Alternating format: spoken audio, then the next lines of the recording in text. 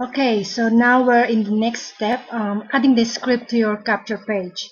So I'll show you the how to create the sign up form, and now you already have the script um, from your autoresponder. Just copy this one. You will get it here when after you created your sign up form. Click the I will install my form, and then just click the script type. Copy this, highlight and copy, and then go back to your composer, and you see here your Aweber sign up script link goes here.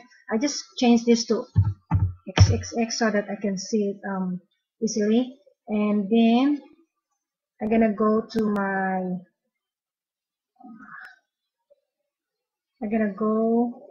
the source. Then I'm gonna find the XXX, and then I'm just gonna paste it there. Oh, yes, sorry. Copy,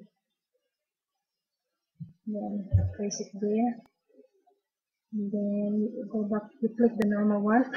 Then you see here, it's gonna show you a small script button here. That means you inserted it correctly.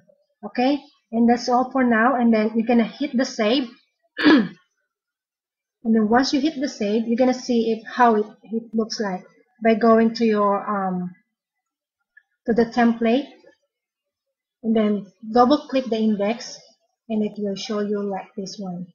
Your headline goes here, and then your the sign up form that you created from your Aweber. So the next video, I'm gonna show you how to upload this file to your hosting. So particularly, I'm gonna use the HostGator. After this, you'll be ready to share your capture page.